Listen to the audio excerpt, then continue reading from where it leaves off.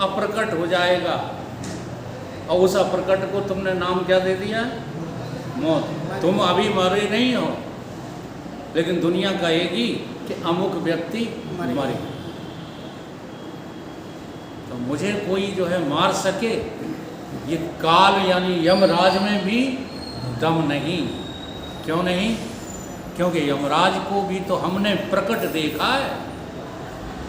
अब वो देखने की आदत ही भजन है। इसलिए क्या कह दिया गया? मन की तरंग मार ले, बस हो गया भजन। आदत बुरी संभाल ले, बस हो गया भजन। अब आगे इसमें जो है समझना है, आत्मै वेदम सर्वम।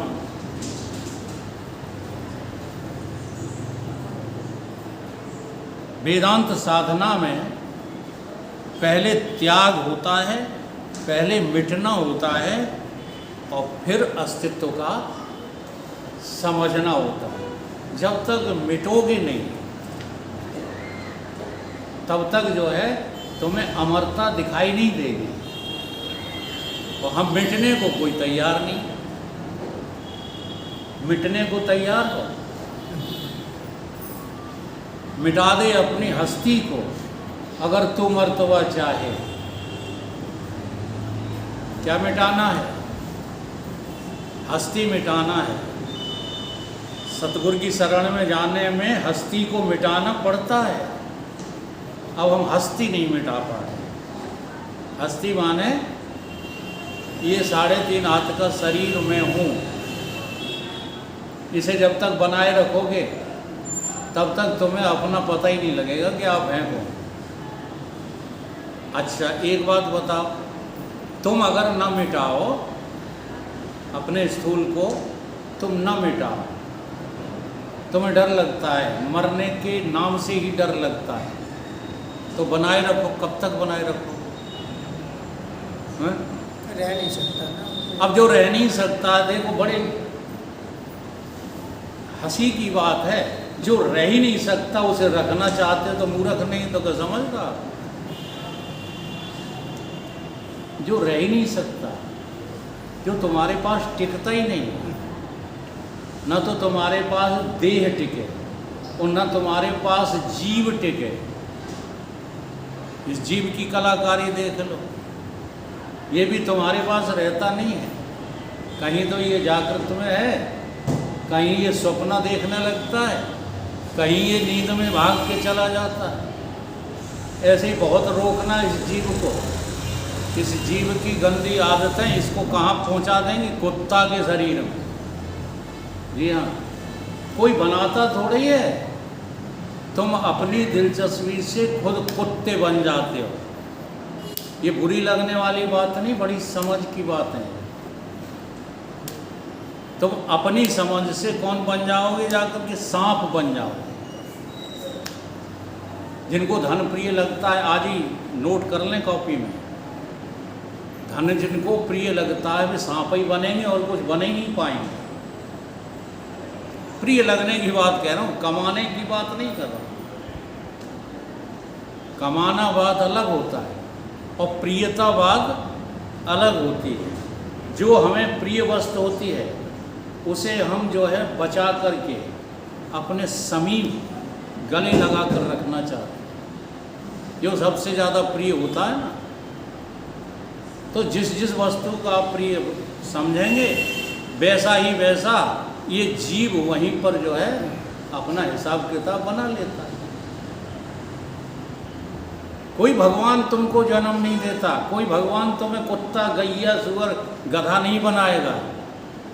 जी हाँ, तुम अपनी प्रियता के कारण ही 84 लाख योनियों में घूमते फिरते रहते हो। और जिसे तुम प्रिय समझते हो वो क्या निकलता है फिर? अप्रिय। किसी कुत्ते को खाज हो जाए, है ना, तो भीतर से वो तो कुछ नहीं समझ पाता, बेचारा कुत्ता है, लेकिन तुम बताओ भीतर से वो कष्ट में है कि आराम में है? कष्ट में है। तो जहाँ जिस योनि को तुमने प्रियता के साथ अपनाया था, उसी से तुम घृणा करने लगते हो, और जब तुम घृणा करने लगते हो तो वो जल्दी से छुट्टी हो जाती है।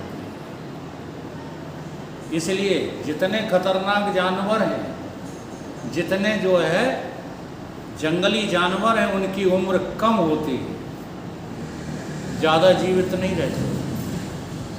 बहुत बड़ा पाप किया होगा तो किसी लंबी उम्र की जो है शरीर में चले जाओगे, जैसे अजगर बन जाओगे। अब अजगर सांप की उम्र बताते हैं हजारों साल होती है, सुना ही सुना है, सिद्ध कुछ भी नहीं है। हैं? हाँ हाँ, बहुत उम्र के होते हैं। तो वो इसी मनुष्य शरीर में तुमने पाप कमाया है, वही जीव घूमता रहता है। अर्थात तुम्हारा जीव से भी कोई लगाव नहीं है, जीव को भी तुम अपना न समझो, ये भी पराया। जब जीव पराया है तो ईश्वर कौन सा तुम्हारा अपना हो जाएगा बताओ? क्योंकि जीव और ईश्वर का कनेक्शन है। जहाँ जीव होगा वहीं ईश्वर की आवश्यकता होगी, और जहाँ जीव नहीं हो तुम तो ईश्वर को भी जो है दो पैसे में नहीं पूछोगे। समझ में आ रही बात? तो तुम्हारा जो है जब तक अन्य अन्य जगह पर संबंध है तब तक ब्रह्मबोध नहीं। दूसरे तरीके से देखो समझाया है। अब तुम जो है ब्रह्म कैसे होगे? मिटा दे अपनी हस्ती को अगर तुम अर्तवा चाहे कि दाना खाक में मिलकर, काय में मिलकर, खाक में गुले गुलजार होता है।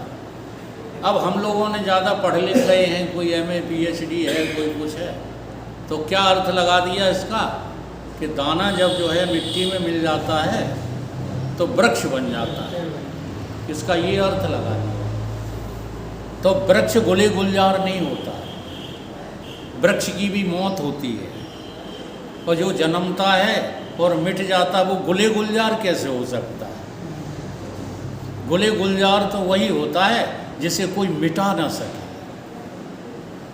समझ में आ रही है? तो तुम कौन से बीज हो? तुम वो बीज हो, हाँ, जो एक बार भुन जाओ फिर तुम्हें कोई मिटा नहीं सकता। अब भुनने के लिए कहाँ जाना पड़ेगा? हस्ती को मिटाने के लिए कहाँ जाना पड़ेगा? भड़भूजा के पास बीज को जाना पड़ेगा। बीज कहाँ जाए? भड़भूजा। अब भड़भूजा जो है क्या करेगा? उसका लाड़ करेगा, प्यार करेगा। अब तू आ गया है, तुझे छाती से लगा लूँ, सीधा उठाएगा और कहाँ डाल देगा? कढ़ाई में, जलती हुई कढ़ाई में, और ऊपर से खोंचा लगा के रगड़ देगा। तो गुरु के पास जब तुम जाओगे तो बताओ तुम्हारी जो है संसार को गुरु मिटाएंगे या जो है आशीर्वाद देंगे कि बढ़ता जाए, बढ़ता जाए? बताओ क्या करेंगे? सच्चा गुरु वही है जो हस्ती को मिटा देता है, वरना वो गुरु नहीं, गुरु घंटाल होते हैं जो आशीर्वाद देते रहते हैं और बढ़ बेटा और जो क्या कहते हैं, दिन दूना रात चौगुना, तरक्की कर, धन के भंडार भरे रहे। सब झूठा है, गुरु नहीं, सब गुरु घंटाल है। सच्चा गुरु तो ये कहता है जो तुम्हारे पास है उसको मिटा के मेरे पास आ, तो जो तेरी हस्ती रह जाएगी शेष वो मैं कढ़ाई में डाल के, काई की कढ़ाई? ज्ञान की कढ़ाई में डाल करके और तुझे सर्वत्र भूंज दूंगा। और जब तू भूंज जाएगा तो दो काम होंगे। एक तो तू जो है अपनी मृत्यु से विजय प्राप्त कर लेगा। अब तुझे कोई मिटा सके ये जमाने में दम नहीं। और दूसरी क्या होगी? गुले गुलजार, कि तू दूसरों के कार्य का हो जाए। तो बताओ, भुंजा हुआ चना सबके काम का है कि जमने वाला चना सबके काम का है? भुना हुआ चना है। ये बात आती समझ?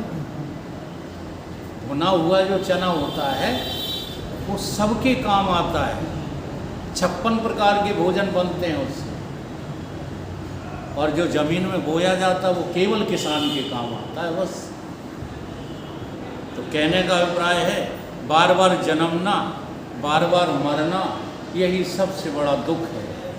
इसी दुख को मिटाने के लिए हमें सतगुरुदेव भगवान के पास जाकर सत्य की चर्चा सुनना है, कहना है और जीवन में उतारना है। सत्संग का कोई दूसरा अर्थ लगाए बैठे हो तो वो सब गलत। सत्य के संग से तुम तर जाओगे और संसार के संग से तुम्हें मरने से कोई बचा नहीं सकता। बार बार मरोगे, बार बार जन्म लोगे। अब इसमें एक जो है पद्धति और बताई सिखाई है, स्व आत्मना सर्वम इच्छते। स्व आत्मा, अपनी आत्मा को सब जगह कैसे देखो, उसकी एक प्रक्रिया है। वो यहीं से देखो, समझो। यहाँ जितने लोग बैठे हो सबके नाम अलग अलग हैं। इनमें से कोई नामा राशि हो ही नहीं, वो एक आध तो बता देना। नहीं तो सबके नाम अलग अलग हैं कि हैं? वीरेंद्र और जे वीरेंद्र भदौरिया हैं, वे वीरेंद्र राजावत। ठीक है, नाम सबके पृथक पृथक। ठीक, अब इस नाम में सबका एक नाम है सर्वनाम। उसे क्या बोलते हैं? सर्वनाम।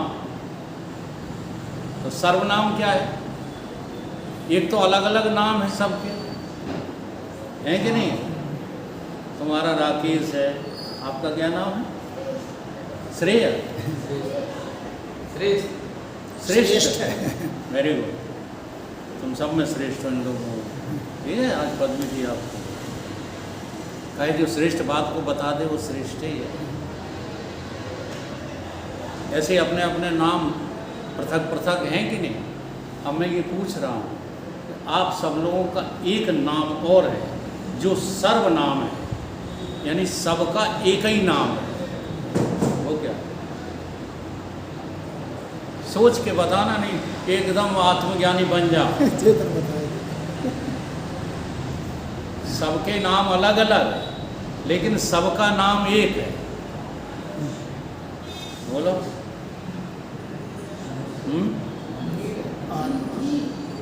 क्या नाम? जीव बताया। नहीं, अभी जीव की चर्चा ही नहीं हो। तो आत्मा, मनुष्य, आदमी। अब सब आदमी हो कि नहीं? बोलो। सबका नाम क्या है?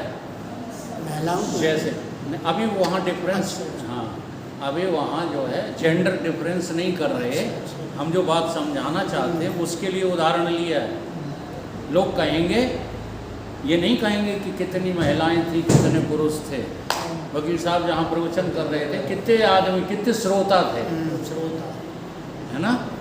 तो आप सबका एक सर्वनाम हो गया आदमी, है ना? अब जितने भी आदमी हैं संसार में, उनका एक सर्वनाम बता। जितने आदमी, औरत आदमी, उनका, हाँ, उनका एक सर्वनाम है। ऐसे सबके भिन्न भिन्न नाम हैं। कोई भदौरिया होगा, कोई ठाकुर होगा, कोई ब्राह्मण होगा, कोई कुछ होगा, कोई कुछ होगा, कोई काले होंगे, कोई गोरे होंगे, कोई आदिवासी होंगे। सब भिन्न भिन्न प्रकार के आदमी जगत में हैं, लेकिन सारे आदमियों को मिलाकर, हाँ, वो जीवित किससे हैं? उसका नाम क्या है? अब भीतर घुस के कहो। अब जीव गए तो वो सर्वनाम क्या है? जीव है कि नहीं है? चाहे जितने आदमी औरतें हों, वो जिंदा किससे रहते हैं? जीव से। अब और गहरे में धंसो। जितने संसार में जीव हैं आज तक, चींटी, घोड़ा, हाथी, अजगर, बजगर, जितने भी हैं, बिच्छू, छछूंदर, सांप, आदमी, औरतें, जीव, इन सब जीवों का एक सर्वनाम है। वो क्या है? आत्मा है। हाँ जी, इस तरह आत्मा का अनुसंधान करना है कि मैं आत्मा ही हूँ, मेरा एक सर्वनाम है और उस सर्वनाम की उपासना करो, भिन्न भिन्न नामों में उलझो मत। वो यही जाकर धर्मशास्त्र समझा रहे हैं। तुम्हें आज ये प्रदीप मिश्रा जैसे बेवकूफ़ बना रहे हैं और माताएं तो इतनी बेवकूफ़ हो गई हैं कि कुछ मत कहो। दुनिया भर की परेशानी खड़ी कर दी है। शाम होते ही, सुबह होते ही पति बैठा है रोटी के लिए, लाए लोटा भजे रही है। हाँ, और वे फलाने शंकर, बेऊ शंकर नहीं जो एक हैं। अगर एक शंकर की बात करो तो वो तुम्हारे भीतर बैठे हैं, इधर क्यों भागती फिरती हो? उन शंकर के भी उनने विभाजन कर दिए। इस तरह से सर्व, जो सर्व हैं उनका एक नाम, सर्वनाम की उपासना आज आचार्य लोग बताते हैं। और हमारे ग्रंथों में सर्वनाम को ही जो है जगह दी गई है, उसी नाम का जप कहा गया है। भिन्न भिन्न नामों के जप नहीं कहे जाते। नहीं तुम राम राम रटोगे, कोई कृष्ण कृष्ण रटेगा, कोई शंकर शंकर रटेगा, कोई कुछ रटेगा। अब इन सब नामों को मिलकर के एक नाम क्या है? वो नाम है आत्मा। इसलिए हमारे गरुड़ पुराण में एक जो है सूत्र आया है। लेकिन हम लोग गरुड़ पुराण भी सुनते हैं, किसी के यहाँ फोत हो जाता है कोई तो वो भी काय के लिए परंपरागत सुनते उनते नहीं। उसमें भी कहा गया है इदम तीर्थम भ्रमंते तमसाह जनम। जिनकी बुद्धि में जो है संसार भरा पड़ा है वो कहीं इस तीर्थ पे भागते हैं, कहीं उस तीर्थ पे भागते हैं, कहीं कहीं जाते हैं, कहीं कहीं जाते हैं। लेकिन भगवान तीर्थों में थोड़े ही है। आत्म तीर्थ न जानती, जो आत्म तीर्थ में नहीं जाता या आत्म तीर्थ को नहीं जानता उसे चैन नहीं मिलेगा, उसकी मुक्ति नहीं होगी। लेकिन उसी गरुड़ पुराण को सुनते रहते हो लेकिन कभी उसमें समझने की कोशिश ही नहीं करते। इस प्रकार से परमात्मा को देखो। अब उन परमात्मा को मुख्य रूप से 3 नामों में हमने खोज लिया है। हमारे शास्त्रों ने, हमसे मतलब है हमारे शास्त्रों में 3 नाम से परमात्मा को बुलाया जाता है। एक नाम उसका क्या है? वो, हाँ, कहते हैं परमात्मा वो है। ऊपर को हाथ उठावत, ईश्वर को व्यापक कह करके ऊपर को हाथ उठावत वो, ठीक है। एक परमात्मा कौन है? वो। अच्छा, अब एक वो हो गया। एक तुमने जो छांट लिया, तू रोज प्रार्थना करते हो तुमेव माता च पिता तुमेव बंधु च सखा तुमेव, तो वो तो हो गया थर्ड पर्सन। वो कौन हो गया? जानते हो वो किसे कहते हैं? फर्स्ट पर्सन को मैं कहते हैं, सेकंड पर्सन को तू कहते हैं। और जो मैं तू नहीं है तो वो फिर कौन है? वो है। तो मैं तो हूँ अपरोक्ष। ये थोड़े कठिन शब्द हैं। मैं कौन हूँ? अपरोक्ष। और तू कौन है? प्रत्यक्ष, जिसे आप प्रत्यक्ष दर्शन कहते हैं। तो तू हो गया प्रत्यक्ष और मैं हो गया अपरोक्ष और वो हो गया परोक्ष। तो तीनों की परिभाषा समझ में आ गई। जो दिखाई नहीं देता वो थर्ड पर्सन वो है, ठीक। जो सामने दिख रहा है वो सेकंड पर्सन तू है। अब जब तुम मंदिर में जाते हो तो सामने शंकर की मूर्ति हो या राम की मूर्ति हो या गणेश की मूर्ति हो, उसे तुम कहते हो या मैं कहते हो? बताओ। तुमेव माता, हाँ, च पिता तुमेव बंधु च सखा तुमेव विद्या द्रविणम तुमेव सर्वम मम देव देव। अब जरा इन तीनों पे विचार करो। तुम सबसे ज़्यादा डरते हो मैं शिव हूँ ये कहने में। अब ये तीन हैं, तीन पर्सन में भगवान विद्यमान सदैव हैं। इसलिए यहाँ पर ये कहा गया स्व आत्मना सर्वम इच्छते। इस आत्मा को सब में मैं करके कैसे देखोगे? तो एक तो हो गया मैं, ये फर्स्ट पर्सन है ना। अब इस मैं का भी गला घोंट दो, जरा ध्यान देना। जिसको तुम मैं कह रहे हो इसका क्या कर दो?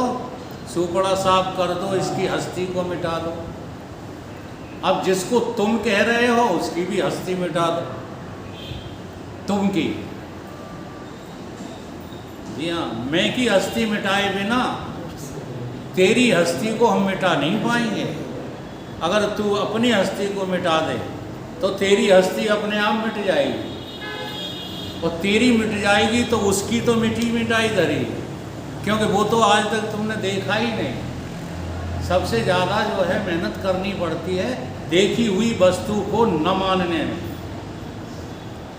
है कोई ऐसा वीर पुरुष जो देखी हुई बात को, देखी हुई घटना को भी कहे कि नहीं सच नहीं?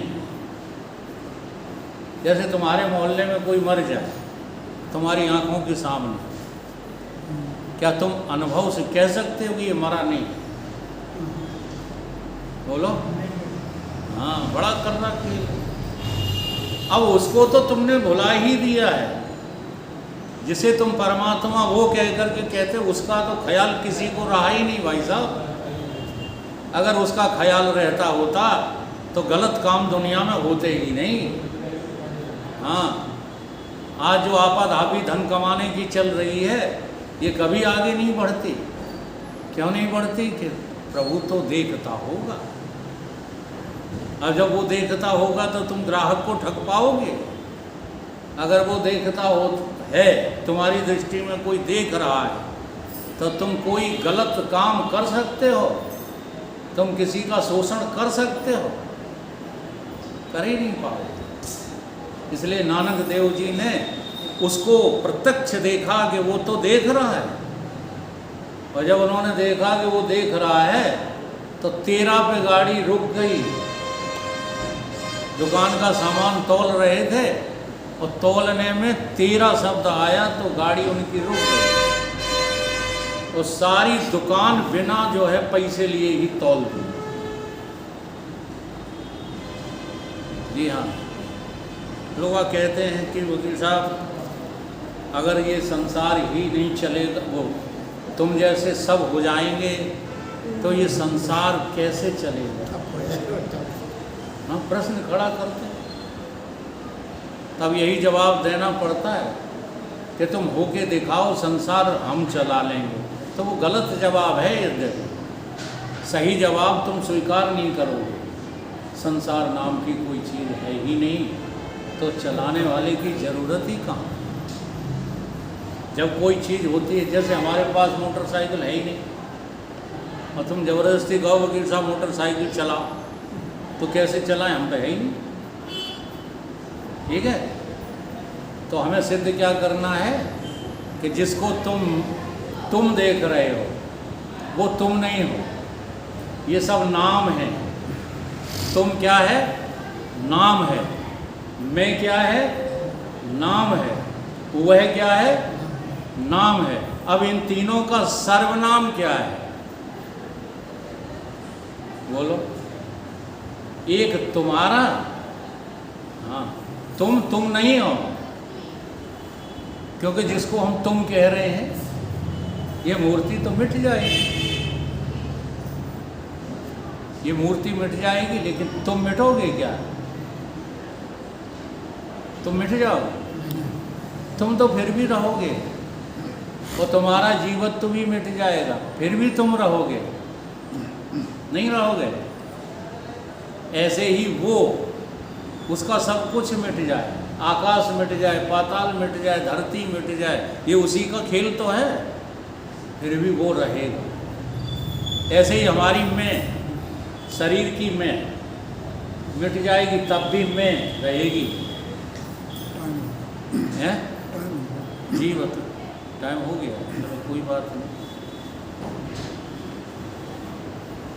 ये टाइम भी बड़ा खतरनाक है। हाँ। इस टाइम ने भी ब्रह्म ज्ञान में बाधा पहुंचाई, इसलिए इस टाइम को भी निकृष्ट बताया है। क्या बताया है? ये बताया है कि टाइम माने काल, ये काल सवन को भगत है। अब देखो, काल ने ही आदेश दे दिया कि सत्संग को अब हम खाएंगे, यहाँ से आगे सत्संग नहीं चलेगा। कौन खा जाएगा? काल खा जाएगा, समय खा जाएगा। तो ये काल जो है सबको खा जाता है, लेकिन गुरु इस काल को खा जाते हैं। काल सवन को भगत है, कालय भखे न कोय। और जो कबीर कालय भखे, जो कबीर कालय भके, सो महाकाल सम होय। तो कौन हो जाता हो? वो साक्षात महाकाल है। और महाकाल किसी को नहीं कहा, केवल गुरु को कहा। वंदे बोधमहम नित्यम गुरु शंकर रूपणम। महाकाल वही है जो सबको खा जाए और अपन बनाए। तो अपन कौन है? आत्मा है। और आत्मा को ही अपनी मैं करके रखो, बाकी सबको खा जाओ, तुम्हारा कल्याण हो जाएगा। बोलिए सब सद्गुरु भगवान की जय।